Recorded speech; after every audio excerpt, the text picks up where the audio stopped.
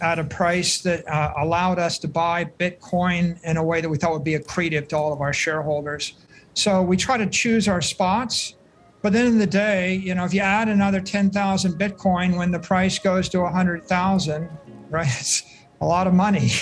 When it goes to 1 million, it's a lot of money. And our shareholders are long Bitcoin. There's no one buying MicroStrategy stock that doesn't believe Bitcoin's going up.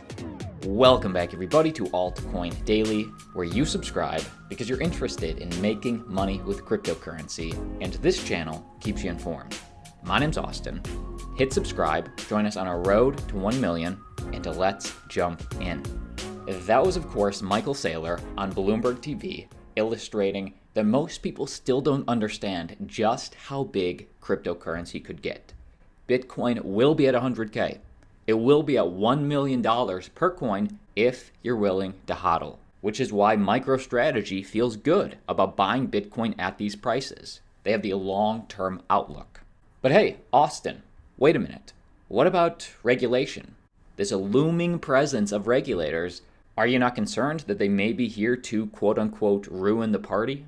In this second clip out of 3, listen to Michael Saylor react to a Senate hearing with Gary Gensler where they're talking about stablecoin regulation specifically, where every party agrees that we just need some clarity. Listen to Michael Saylor explain that Bitcoin is the safest bet with the most upside from a regulatory standpoint, but any clarity for the entire space will only bring more money into this industry. Watch this. And yet, there's obviously a looming regulatory crackdown. Take a listen to this from SEC Chair Gary Gensler. Is it your view that stable coins themselves can be securities? I think it's, Senator, they may well be securities. To me, a stable coin doesn't meet the second prong of the Howey test, that there has to be an expectation of profits from the investment. And so if it doesn't meet the Howey test, it looks to me like it's not a security. Now, maybe you've got a good argument for why some are and some aren't. My whole point is, I think we need to have clarity on this. Michael, are you at all concerned that regulators could regulate the exuberance that you were talking about earlier out of the market? I think that the big winner of that entire hearing was Bitcoin. The consensus that's emerging is that Bitcoin is a commodity and Bitcoin is property. And if your use case is to buy Bitcoin as a long-term store of value, then there's broad-based consensus and support for that across Congress, the Senate, the regulators, the administration, and industry here and abroad. I think that there's a need for clarity. I mean, there's consensus that people think the innovations of cryptocurrency could be beneficial for the next 100 years. They're good for the industry. They're good for the Western world. There's also consensus that we would benefit from clarity. And I think Senator Toomey was pointing out that we would all benefit from clarity, but I think that the SECs would probably agree with them. And I think that over time, we can expect that we'll see more clarity with regard to all digital assets. And I expect that will reduce the volatility in the Bitcoin space. It'll increase public confidence in Bitcoin. And it's also going to accelerate institutional adoption and retail adoption of Bitcoin because these are all good things for the industry. Interesting. Give me your thoughts on this Michael Saylor perspective. Give me your thoughts down below in the video description. If Bitcoin gets to 100K, gets to 1 million in these next 10, whatever amount of years, what could that mean for the space? Where would that put certain altcoins? Give me your thoughts down below.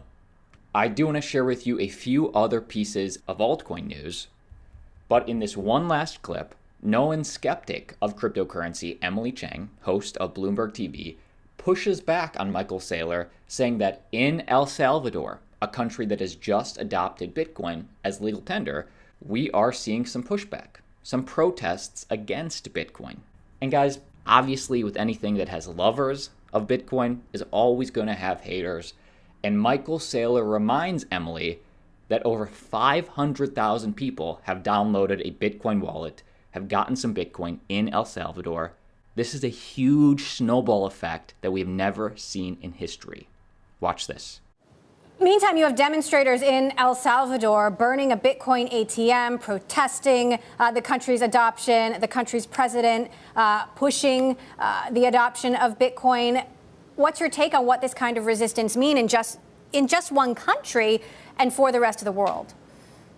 Well, I think, first of all, the big news here is 500,000 people in El Salvador downloaded a Lightning Bitcoin wallet, and they received $30 worth of Bitcoin. And that's an extraordinary world-shaking event, never happened in the history of the world. And it indicates just how rapidly Bitcoin and Lightning can spread. I think that there are sparks in El Salvador, and there's politics, right? There's an opposition party in the country. There's opposition parties in every single state of the union, in every country in the world. And so if the government takes one position, there's going to be an opposition to that position, and it's natural to see that. But I think that the way to think about Bitcoin is the most disruptive technology of the decade. It's making people's lives better, but it's something you can't avoid, which means that everyone's being forced to have an opinion. And so you see some sparks because it's moving so quickly, like a airfoil moving faster than the speed of sound. There's going to be a shock wave, but it's because it's changing the world so quickly. Good clip. Good clip. And by the way, like I said, if you're interested in seeing more good clips and learning about cryptocurrency, click subscribe. We are blasting off through 1 million, one of the fastest growing channels on cryptocurrency in the interwebs. And next piece of news, keeping you informed, the United States Homeland Security has just paid Coinbase or signed a $1.36 million contract with Coinbase. And this new deal with the US government is around 40 times bigger than its last. And why? Why is the US government paying Coinbase? Well, Coinbase will provide Immigrations and Customs Enforcement Branch, or ICE, with blockchain analytics software. The US crypto exchange has also provided software to the US Secret Service and Inland Revenue. Those are separate branches. Now they again signed a deal with ICE. This branch, the Immigration and Customs Enforcement Branch of US Homeland Security, has given a $1.36 million contract to crypto exchange giant Coinbase. So ICE will be collecting some data. And specifically, what do they want this data for? Well, details as to what exactly ICE wants Coinbase software for are scarce. The same document later states that this requirement is law enforcement sensitive, therefore minimal information will be provided publicly. So they're just collecting data. And I have seen some people sort of angry at this, angry that Coinbase would do this. They're a centralized exchange. They're a centralized exchange in the US. This was inevitable. They do not have a choice. That is why, though, decentralized exchanges can be the silver lining in all this. Keep supporting decentralized exchanges. And next piece of altcoin news for Sushi, SushiSwap co-founder, who is the anonymous 0xMaki, steps down as their leader. In a candid blog post, Sushi's co-founder explained the toll that running the exchange, SushiSwap, has taken on his personal life.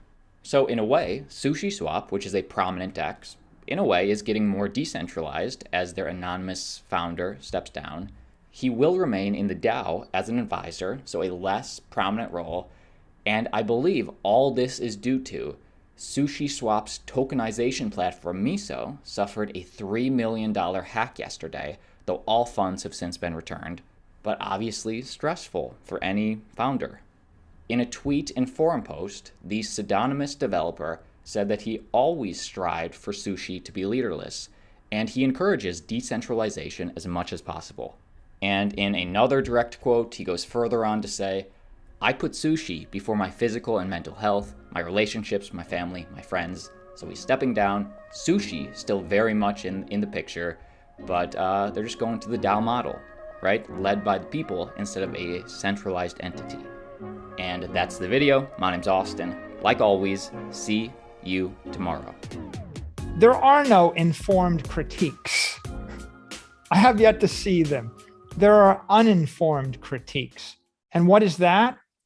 That's the same as your fighter jet slamming into a wall of air faster than the speed of sound, and you get a shock wave, and you get turbulence, and you get heat, and you get sound and fury.